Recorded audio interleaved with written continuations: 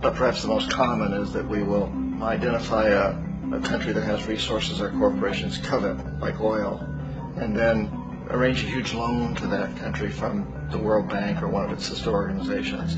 But the money never actually goes to the country. Instead, it goes to our big corporations to build infrastructure projects in that country, power plants, industrial parks, ports, things that benefit a few rich people in that country, in addition to our corporations, but really don't help the majority of the people at all. However, those people, the whole country is left holding a huge debt.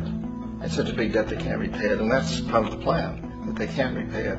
And so at some point, we economic hitmen go back to them and say, listen, you owe us a lot of money, can't pay your debt, so sell your oil real cheap to our oil companies. Allow us to build a military base in your country, or send troops in support of ours to someplace in the world like Iraq, or vote with us on the next UN vote. To have their electric utility company privatized and their water and sewage system privatized and sold to U.S. corporations or other multinational corporations. So there's a whole mushrooming thing, and it's so typical of the way the IMF and the World Bank work. They put a country in debt, and it's such a big debt it can't pay it, and then you offer to refinance that debt and pay even more interest. And you demand this quid pro quo, which you call a conditionality or good governance, which means basically that they've got to sell off their resources, including many of their social services, their utility companies, their school systems sometimes, their penal systems, their insurance systems, to foreign corporations. So it's a double, triple, quadruple whammy. Ecuador for many, many years had been ruled by pro-U.S. dictators, often relatively brutal. Then it was decided that they were going to have a truly democratic election. Jaime Roldos ran for office, and his main goal, he said, as president would be to make sure that Ecuador's resources were used to help the people. And he won, overwhelming, by more votes than anybody had ever won anything in Ecuador. And he began to implement these policies to make sure that the profits from oil went to help the people. Well, we didn't like that in the United States.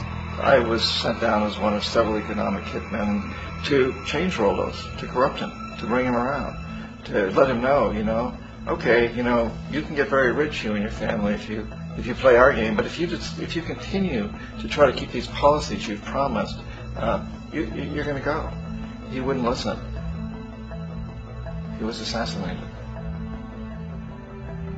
As soon as the plane crashed, the whole area was cordoned off. The only people that allowed in were U.S. military from a nearby base and some of the Ecuadorian military. When an investigation was launched, two of the key witnesses died in car accidents before they had a chance to testify. A lot of very, very strange things that went on around the assassination of Jaime Roldos. I, like most people who've really looked at this case, have absolutely no doubt that it was an assassination. And of course, in my position as an economic hitman, I was always expecting something to happen to Jaime, whether it be a coup or assassination, I wasn't sure, but that he would be taken down because he was not being corrupted. He would not allow himself to be corrupted the way we wanted to corrupt him. And in that way, we've really created an empire, but we've done it very, very subtly. It's clandestine. All the empires of the past were built on the military, and everybody knew they were building them. So the British knew they were building them, the French, the Germans, the Romans, the Greeks. And they were proud of it, and they always had some excuse, like spreading civilization, spreading some religion, something like that. But they knew they were doing it. We don't. The majority of the people in the United States have no idea that we're living off the benefits of a clandestine empire, that today there's more slavery in the world than ever before. And in a way, our government is invisible a lot of the time, and its policies are carried out by our corporations on one level or another.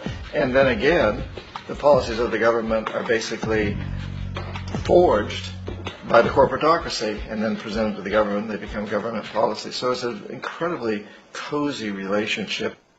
This isn't a conspiracy theory type of thing. These people don't have to get together and plot to do things. They all basically work under one primary assumption, and that is that they must maximize profits regardless of the social and environmental costs.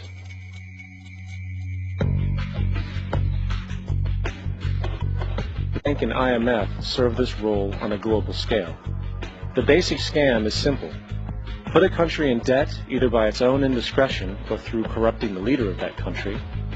Then impose conditionalities or structural adjustment policies, often consisting of the following. Currency devaluation. When the value of a currency drops, so does everything valued in it. This makes indigenous resources available to predator countries at a fraction of their worth.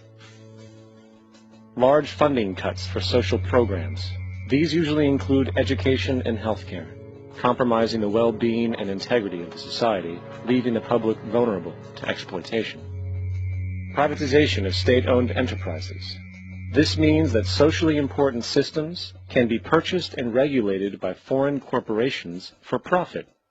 In the late 1960s, the World Bank intervened in Ecuador with large loans. During the next 30 years, poverty grew from 50% to 70%. Under or unemployment grew from 15 to 70%. Public debt increased from 240 million to 16 billion, while the share of resources allocated to the poor went from 20% to 6%. In fact, by the year 2000, 50% of Ecuador's national budget had to be allocated for paying its debts. It is important to understand the World Bank is, in fact, a U.S. bank, supporting U.S. interests.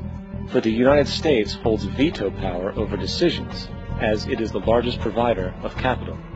And where did it get this money?